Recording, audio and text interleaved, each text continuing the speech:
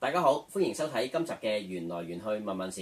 今日咧就正式係我哋第10集節目出街啦，仍然有我師傅仔同埋堪輿學家黎樂天師傅嘅。Hello，大家好。咁事不宜遲啦，第一條問題咧就係黃小姐問嘅喎，佢都好多問題㗎。佢有啲就想問下師傅，佢工作方面咧可唔可以出國？因為咧公司嗰度咧就話咧可能佢要出外受訓啊嗰啲咁樣啦，大約。咁另外咧就問下有冇機會升職喎，同埋咧會唔會有機會置業啊？同埋第時會唔會有機會生到小朋友 BB 咁樣咧？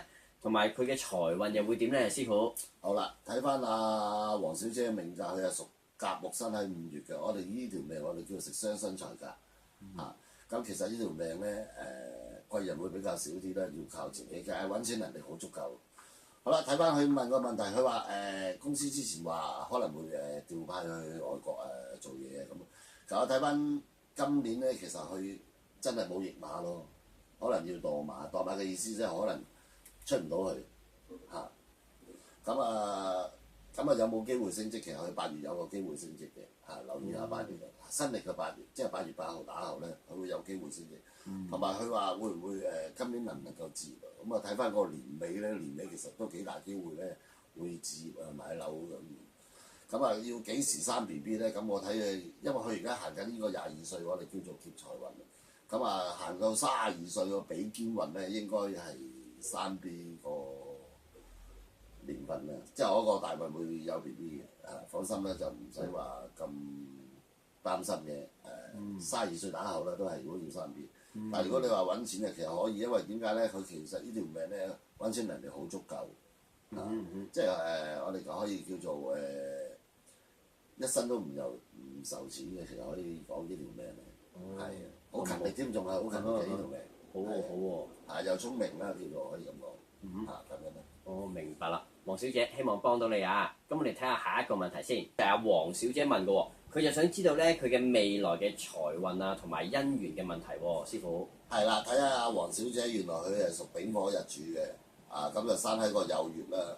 酉月我哋叫做正財比較旺啲啦。呢條命咧，佢個財就會比較旺，但係如果姻緣咧，可能要遲少少啊。遲少少嘅意思，可能要到41歲打後咧，先有真姻緣出現咯。但係如果佢話去揾錢嘅能力咧，係足夠嘅尤其是下個大運，我哋叫做行過叫做財運啦咁就下個大運我哋會叫做好啲，但係都係叫做以散難聚。以散難聚意思即係話可能財來財去咯俾心機啦，都唔怕嘅，都係揾到錢嘅。師傅，咁講開要咧，之前嗰啲集數咧，我哋成日都聽得到咧，係啲大運咯。其實嗰啲運係幾時行一轉，幾時行一其轉？實每個人個大運都係咁嘅尤其是我哋批八字同紫微斗數啦，我哋通常就10年咧就一個為之一個大運啦。有啲人1歲起運，有啲人就3歲起運，有啲人就5歲，個個人都唔同嘅，要睇翻你本身自己個命格啦。因為點解咧？其實我哋批八字咁啦，我哋用個太陽曆去計算。太陽曆嘅意思即係話我哋而家嘅24氣節，咩立春啊、清明啊、雨水啊、谷雨啊嗰啲個24氣節咯。咁我哋通常就用個太陽曆去計算咯。咁再計翻你出生嘅年月日號之後，再計翻你幾多歲起運，咁就通常我哋中國人咧就虛齡加1歲咯。譬如你係1歲起運嘅，其實你一出世可能已經係起咗運㗎啦。明白啦，唔該晒你先，師傅。黃小姐，希望幫到你啊。OK。跟住嗰個問題咧就係黃先生問嘅喎，佢就想問下佢嘅自身啊、工作啊、感情啊，同埋咧佢嘅媽媽嘅身體。咦，師傅啊，我想問下黃先生佢嘅命都可以睇到佢嘅媽咪嘅身體嘅情況咩？其實咧喺八字裏邊，八字嘅世界裏邊咧，如果佢有顯示咧，就可以睇到嘅啦。基本上佢有乜嘢顯示就可以睇到咯，除非佢係冇顯示，咁就幫佢唔到咯。哦，明白，即係好似官印都係俾佢上司啊嗰啲咁樣都睇得到。哦，明白。師傅啊，咁佢嘅情況係點啊？黃先生嘅。好啦，睇翻黃生嘅命格，佢係丁火生喺亥月嘅。其實呢條命咧個煞好旺。我哋呢條命我哋叫做傷官架煞。傷官架煞嘅意思即係話佢呢條命唔中意俾人管啊，唔中意食脾氣可能會比較臭要留意下自己啲脾氣。有時得罪咗人自己唔知。尤其是如果呢條命要打工咧，我相信都幾辛苦，分分鐘同老細咧成日鬧交拍晒台凳嗰啲都會有咁嘅情形出現。因為係本身個脾氣唔好啊。好啦，今日命格唔係太差啦，咁啊其實中年之後咧就一路都叫做幾順啦。中年嘅意思即係話行翻40歲打後咧，咁啊行翻啲食傷身財運啊會比較會好啲咯。咁我哋其實再睇翻佢愛情嚟講咧，愛情佢可能會比較反覆啲嘅，即係情可能會多翻波。加上黃先生平時可能生活嘅壓力咧會比較大，加上小人又特別多，所以要留意下呢方面嘅嘢。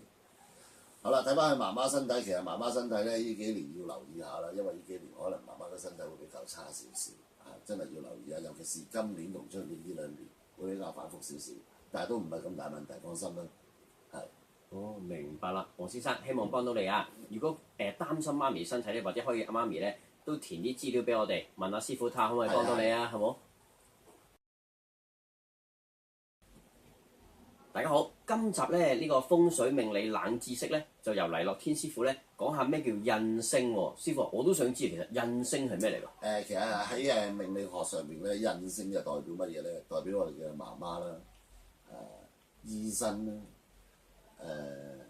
支票啦，貴人啦，宗教啦。因為印星其實有分正印同偏印。正印嘅意思啊，即係話好，假設你係印星多嘅，通常我哋印星重嗰啲人咧會比較孝順啲，我哋叫做孝子命嚇。無論你正印好啊，偏印好咧，印星一重咧，就個人會比較孝順嚇。咁印星就最怕乜嘢咧？最怕就財星，因為點解啊？有句説話叫做財破印，財破印嚇。財破印啊當然唔好啦，因為點解？印星係我哋嘅貴人啊嘛，係幫我嘅人啊嘛。冇咗印星，你話一個人出嚟社會工作會幾辛苦？好啦，假設你而家生病嘅，你而家有病，你係咪要靠個印星啊？印星因為係你個醫藥啊嘛，你個醫生啊嘛，你個貴人啊嘛。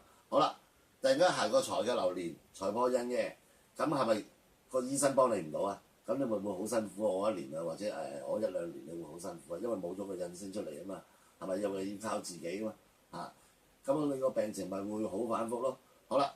但係如果冇咁嘅情形，假設個印星行埋嚟嘅，個印星行埋嚟嘅流年嘅，即係話呢1年有貴人有印星有人出嚟幫你咯，咁樣咯。加上印星我哋可以叫做宗教神明啦，宗教，因為點解咧？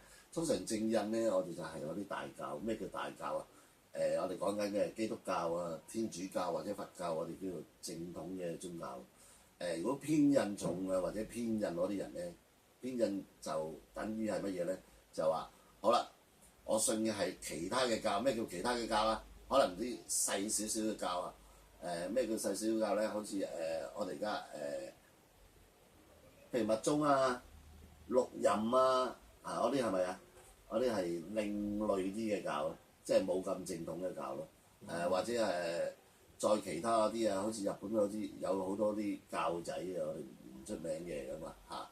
咁另外一種嘢咧，但係印星如果真係好重嗰啲人咧，會趨向懶惰。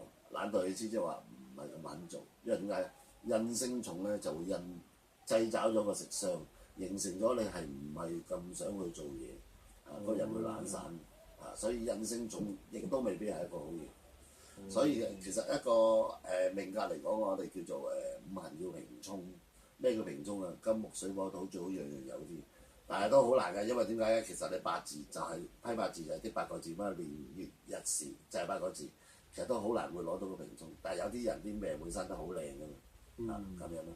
我明白啦，希望各位聽到之後咧都會更加了解啊。咁師傅啊，下一集我哋會講啲乜嘢嘢咧？我哋講食傷啦。哦，好啊好啊，食傷生財喎。通常我成日聽到你啲命咧講呢啲女性咧，通常食傷重咧就揾錢多咁樣喎。靚仔靚女特別多㗎，尤其是做娛樂圈嗰啲人咧。所以佢啲就食傷好重啦，就因為靚仔靚女啦，就揾錢能力又高啦。係。如果想了解多啲嘅朋友咧，就記住下一集收睇啦。好啦，拜拜。拜拜。